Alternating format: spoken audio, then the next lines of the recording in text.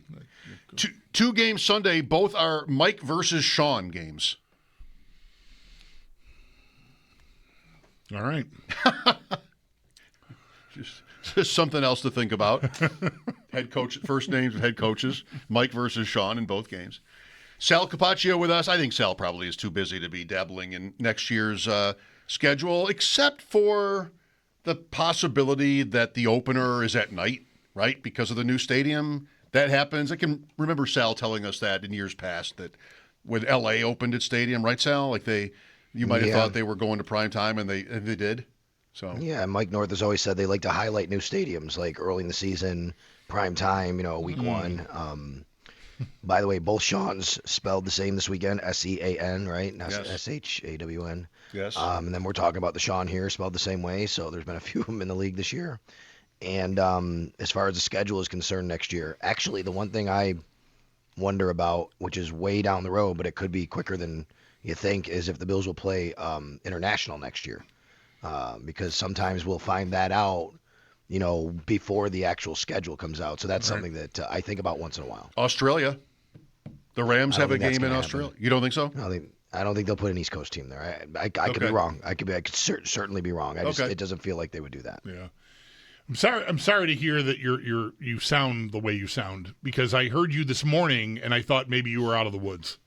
Because you sounded more like your normal self. You sound more like you sounded with us yesterday. So sorry to hear you're still battling. No, that's okay. It's getting there. It's actually a little better now than it was during Extra Point Show. But it's just the way it goes. It's so funny. Like over the years, I used to. Just a side note, I used to lose my voice quite a bit. And then a few years ago, I actually went and got it looked at, and there was a few reasons why that was happening. So I kind of tried to take care of that. And this year, it's been. Even Yana said to me, she goes, your voice has been great this year, all year. Like, you haven't been. And then as soon as the season ended, this happened. You know what I mean? So I guess, it's the best timing for it to happen. But I wish I'd be going through this while we were talking about the Bills going to New England this weekend. It wouldn't be a rule, I imagine, but next year will be a year where the Bills play 9 road games. It wouldn't necessarily be the road game that gets taken abroad if they were to do that, right? It doesn't always work out that way. Because otherwise, you're talking about 7 home games in a new stadium versus 8 or sometimes 9. Yeah. Well, the league has, for the last few years, other than Jacksonville, they have put all the international home teams or away teams based on who has the extra. So, yes, good. actually. Good. So they have done that. Good. All right, so we're into the interviews here, Sal, and let's start with Joe Brady, who I think was probably first. We had that confirmation last night that they were done. What would you think they'd want to know from Joe Brady? Like, what is this interview? When you have somebody that's already been on your staff, he wouldn't be a stranger to anybody in that room. What are they trying to find out? I think they want to find out what he would bring as a CEO of an organization, touching all sides of the ball, right? I mean, right now you only have an experience of him touching the offensive side.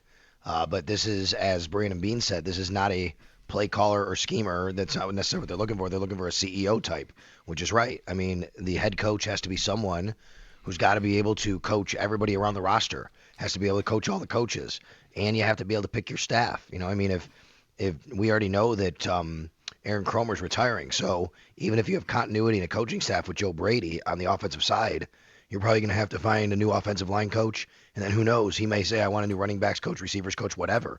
So a lot of these interviews all the time, guys, it doesn't matter who it is, are basically who are you going to bring on as your coaching staff. Your defensive coordinator is a big hire, special teams coordinator.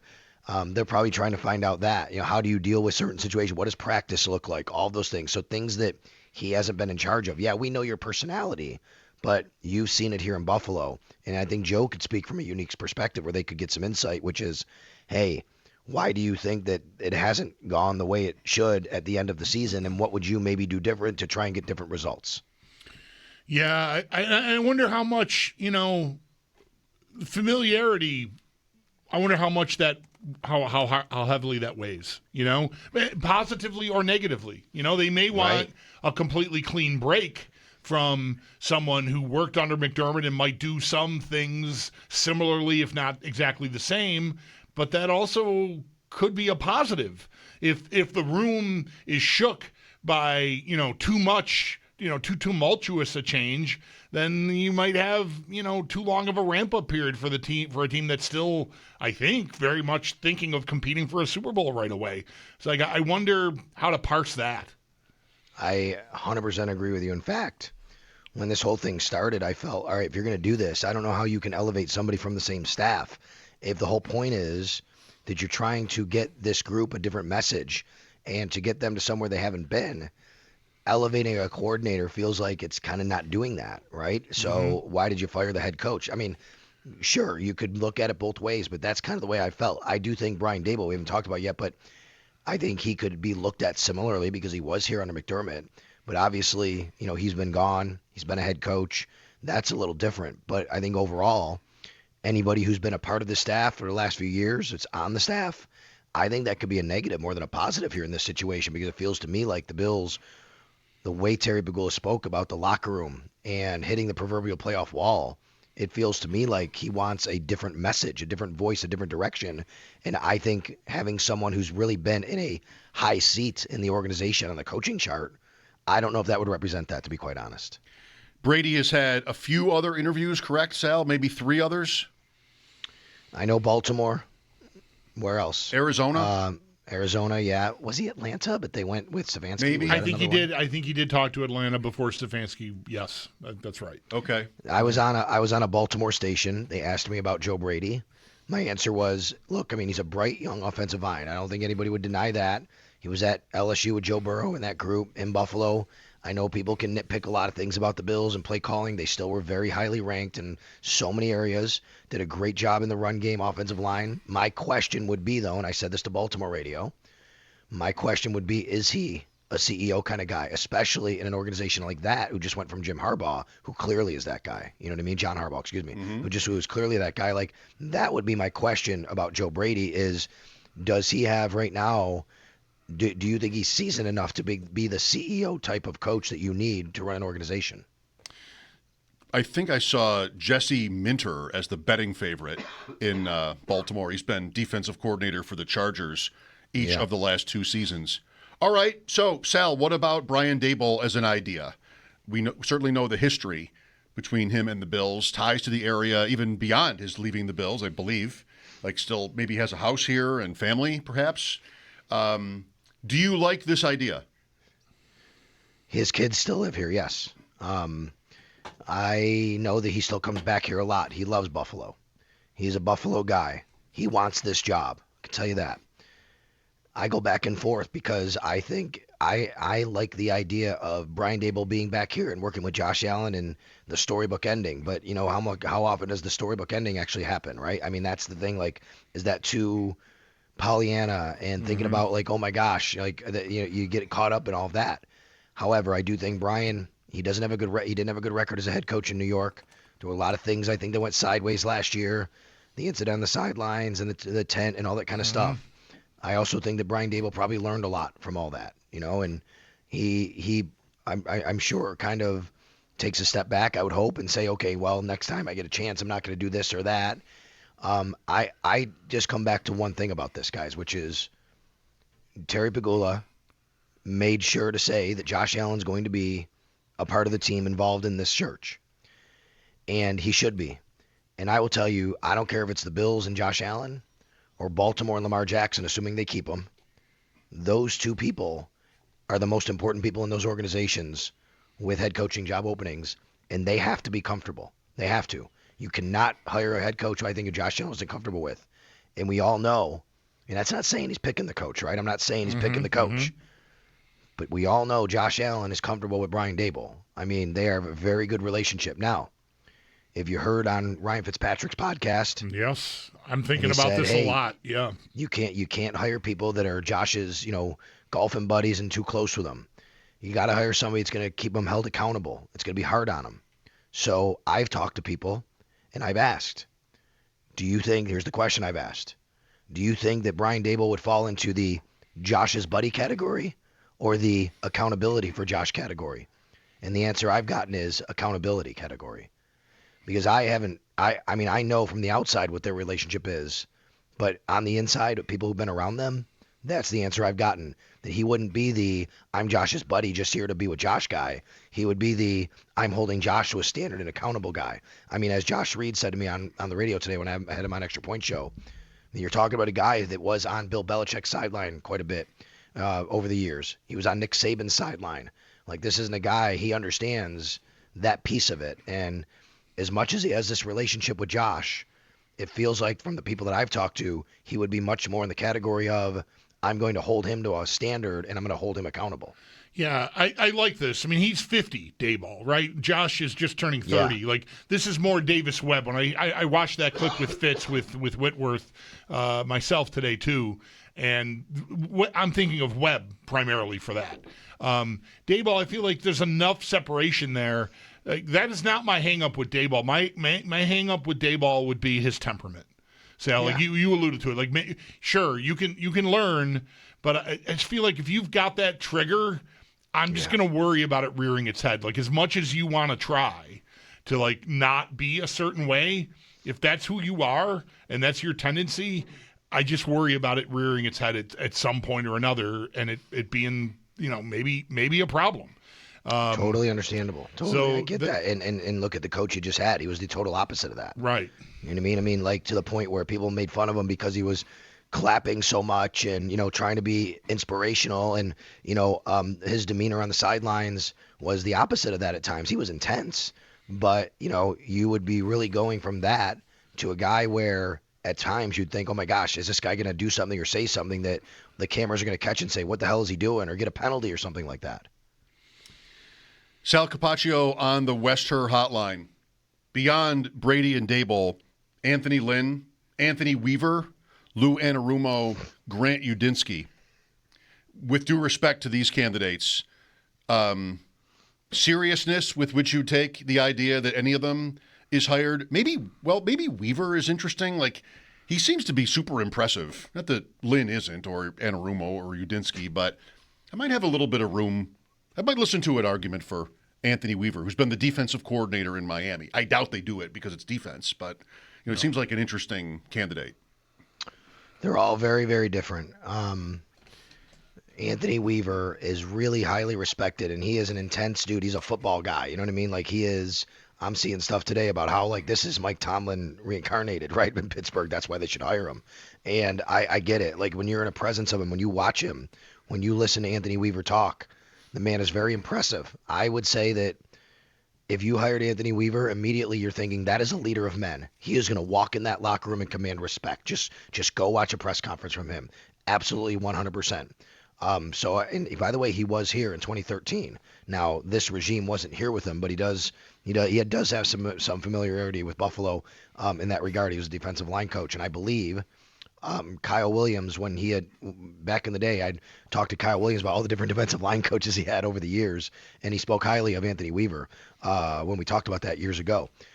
Grant Udinski is 30 years old. He is the age of Josh Allen. He's a little bit older than Josh, right? Josh going to be 30. He'd be the same age as your starting quarterback. I love his pedigree. I really do. Not only in Jacksonville under Liam Cohen, but before that, that's Kevin O'Connell. He was with O'Connell in Minnesota before that. And, I mean, this guy, from all indications, everybody's been around him just talking about how super-duper smart he is. He's a guy that really dives into everything about football, the analytics of it, the schematics of it. Like, you want a guy that's really going to strategize and but I don't know, like, what – I mean, in Jacksonville, he wasn't even calling plays this year, right? That was Liam Cohen. So, I mean, like, that's it. Maybe he wouldn't call plays in Buffalo. You don't know that. Maybe he'd hired an offensive coordinator to call plays. But from that standpoint, I'm interested. And then I think Lou Anarumo is just kind of a I don't know. Like, I have a lot of respect for what he's done on the field as a defensive coordinator. I just don't know much about him personality-wise. I've never really seen interviews with him or anything like that. But I think that he's gotten a lot of results where he's been. And, you talk to people in Cincinnati when he let go a couple of years ago, and people were wondering, well, why did that happen? I mean, look what he did against Buffalo, and he has a good track record going against Josh Allen. We know that as well. So he's an interesting guy, I think, for this. I do not give Anthony Lynn much of a shot, but, I mean, I do know that in 2017, when the Bills were going through the process with the Pagulas as owners, and before Brandon Beane got here, though, Anthony Lynn obviously was the interim coach, and he did get a look. And a lot of people thought he was going to get the job, actually. He obviously did not get the job, but I know he still has connections in the organization, and he is respected. You know, a guy like Udinsky, who right now, like you just alluded to it, Liam Cohen is the head coach, but it's his offense, and Udinsky has the title. I wonder if this might be file under wishful thinking, Sal, to some extent, but I wonder if you want to get him in here, get to know him a little bit, and see if there isn't some way to make assistant head coach or something, like, because it's a lateral move if he were to just be the Bills offensive coordinator, but I kind of like the idea of nailing down the leader of men like Anthony Weaver or even Anarumo if he checks those boxes, which you're saying, and I agree. I don't know, I don't know a lot about that part of his coaching career. But you get the guy that's going to have the command of the room with the tactician, and like it's an opportunity for a guy like Udinsky to get out from under Cohen's shadow. And maybe there's even a pathway to eventually becoming the head coach or something like that. I wonder if that's probably pie in the sky. It's against the rules, though. You can't just attach assistant head coach to a title to get him to say it's not a lateral move. That's not allowed. Well, there you go. It wasn't realistic. Yeah, so if you're an offensive coordinator and a team wants to hire you as, anything other than head coach essentially, then it's always considered a lateral move. Okay. Can you just make him head coach but not have him do the job? Call him head coach, but he's out there, he's got his headset, the whole thing, but he's not actually doing anything? Probably doesn't seem like that would be really fair either. Because I like the idea of a guy like that. Like everything you described about him, not knowing what his command in front of a room full of football players would be like. Right. But Udinsky, everything you said about him lines up to me, and I don't know if he'd come here and want to play golf with Josh and be his buddy, like Fitz said. That's possible, and you maybe got to be careful of that. But man, I just think the lineage there is pretty appealing. Totally get it, I do, and not for nothing. And I know these things don't have to mean a lot to people, but he's from an area. He's from Doylestown, Pennsylvania. I'm looking. He went to Central Bucks West. Like that is that's like straight out of All the Right Moves. You know what I mean? Like this is a football guy, comes from a football background. It's football his whole life. And the quote I saw from Liam Cohen about him was he's all ball. Like you need a guy in here, to your point, Bulldog, about is he going to want to come here and be, golfing with Josh Allen? It feels like to me this is the kind of guy he's going to be dug in on football all the time, just like Sean McDermott was. I think Sean was very much eat, sleep, breathe football all the time. And this sounds like that type of individual on the offensive side. And he's supposed to be here Sunday, I read, to that's interview. Right. That's so right. Maybe he'll come in and blow them away. He could. I mean, you can come in and all it takes is one interview and even if you like somebody else comes in and you say, wait a minute, that's the guy that we want. How do we get him? Don't let him, don't let him leave or let him bring him back or whatever. But look, I mean, time is of the essence here, right? The Bills are a little behind here because they won. They got to firing their coach later, and other coaches are not only drying up, but teams are saying, well, wait a minute, like if we want to grab this guy from over here or that guy from over there. Udinsky is, I think, also on the radar of the Browns still, right? I think he's still somebody that they're considering. And then, you have Brian Daboll who's on the radar of the Eagles as their offensive coordinator. So a lot of these things have to start happening soon. Sneaky Joe told me that McDermott became the 5th coach to be fired after winning a game in the playoffs. And that the prior one was Mike Mularkey, who for Tennessee, they won a playoff game in Kansas City. Was it that year? Yeah. And then was fired. The others, Steve Mariucci, George Seifert, and Jimmy Johnson. I mean, full marks to Johnson getting fired after back-to-back Super Bowl wins. That's pretty good. I mean, that's, going down hard there. Sal, that reminds me, I got to go watch that Cowboys documentary. Okay. Before you do you have one or I guess more, a name from outside of this list that you think is realistic and maybe even exciting? Oh boy. I don't think I have one right now. I guess the only ones I would give you are guys that are currently on teams, but I don't see the Bills trading any assets for anybody, Well, the guys that are coaching this weekend, right? Like Kubiak or Shieldhouse. Oh, yeah. Like That's it. That crew, Thank you. Right? Yeah. Clint Kubiak That's would be Davis my guy Webb, here. too, right? Yeah. Yeah, listen, I'm a Davis Webb fan. I think Davis Webb's going to be a head coach. He might be a successful head coach. I just don't know if he's ready for that right now. I don't know if it's the right time. I mean, just retired from the league. Yes, he's been with Sean Payton. He's a quarterbacks coach and passing game coordinator again, not calling plays. I think he's got a bright future. But to me, Clint Kubiak is higher in the pecking order. So yes, Mike, thank you, Bulldog. To answer your question, I think Clint Kubiak would be the guy that I would add into this mix. Thanks for gutting this out with us, Sal. Enjoy the rest of your night. All right, you two guys, thanks. Sal Capaccio on the West Her Hotline. His appearances are brought to you by New York's only outlet liquor. When you need to stock up, it's the place to buy a case. What's your outlet? Early in the conversation, I mentioned Jesse Minter as maybe the betting favorite in Baltimore. He's getting Baltimore. Okay. Well, it explains why he said he wasn't going to